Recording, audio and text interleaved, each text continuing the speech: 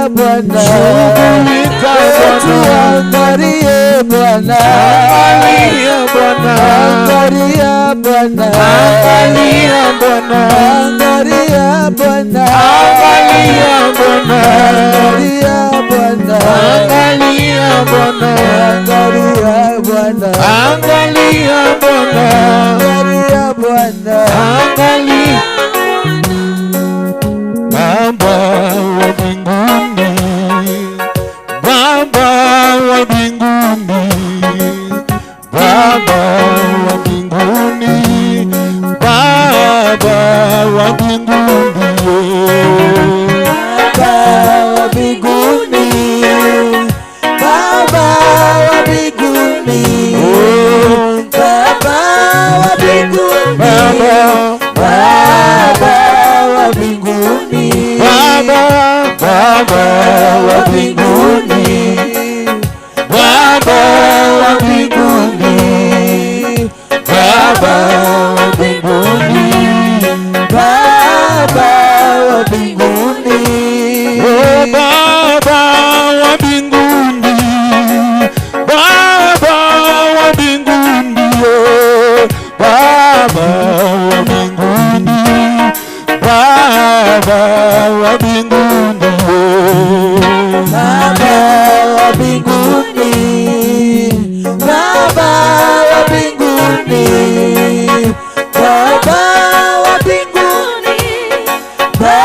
Baba wa mbinguni, oh Baba wa mbinguni, Baba wa mbinguni, oh Baba wa mbinguni, Baba wa mbinguni, oh Baba wa mbinguni, Baba wa mbinguni, Baba wa mbinguni, Baba wa mbinguni.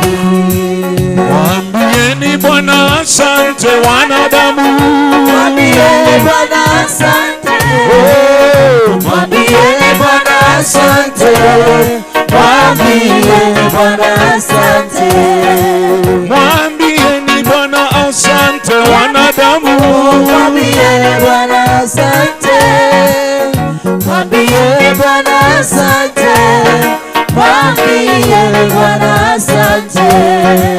nilikuwa nimepotea Baba, Nilikuwa nimepotea, nilikuwa nimepotea nilikuwa Baba, nimepotea, nilikuwa nimepotea, nilikuwa nimepotea Baba, nilikuwa nimepotea, Baba, nilikuwa nimepotea, nilikuwa nimepotea. sema nami kama mtoto Baba, Sema nami kama mtoto, sema nami kama mtoto, sema nami kama mtoto, sema nami kama mtoto Baba, sema nami kama mtoto, sema nami kama. Baba, ninakushukuru kwa sababu ya watoto wako hawa. Umezungumza na wao na hata umewabadilishia maisha yao.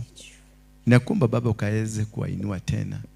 Kama vile Yakobo alibadilishwa jina lake kaitwa Israeli, pia na hawa wabadilishie majina yao.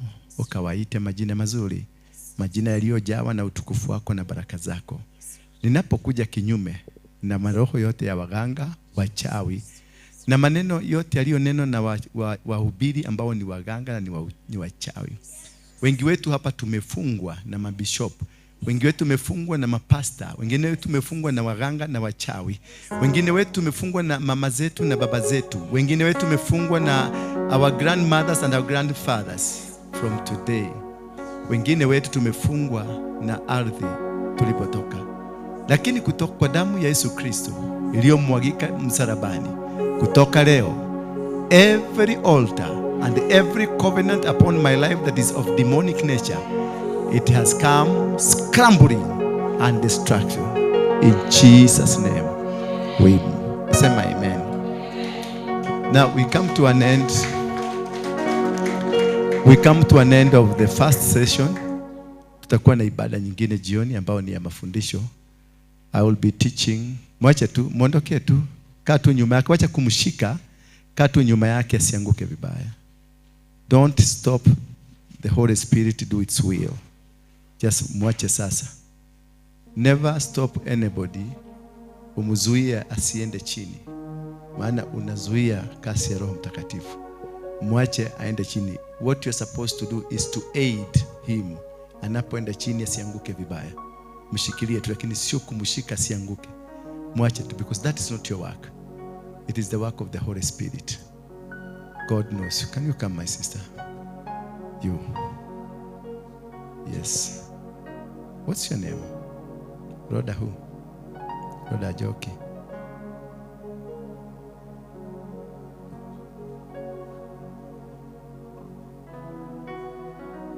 Rhoda. Kwenu ni wapi? Nyandarua. Nyandarua. Miragine. Wapi? Nyahururu. Nyahururu. May God remember you. I know it's so difficult, but the umbilical cord is cut from now.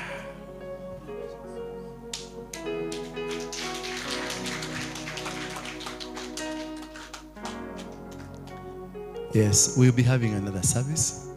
If you can stay around, you can. For those who want to leave, it's a goodbye. We are having a Kesha this Friday. I'll be anointing people against the spirit of delay. That is why I'm in these topics of umbilical cord, because these are part of things that causes delay in your life. That your ministry will never be the same again. That your marriage will never be the same again. That your family will never be the same again. Your business will never be the same again. And anything that has been a hindrance to your success will never be the same again. God has lifted you and He has chosen you to become a chosen people for His kingdom. Thank you very much. So for those who are going to wait, I'm going to have a powerful word for you that will change the rest of your life. It will start at by 5 sharp, yeah, 5 for 30 minutes. Powerful session that I don't think you need to miss this. It is an impact, a life-changing. Hallelujah. So grab your seat and sit down, and now may the grace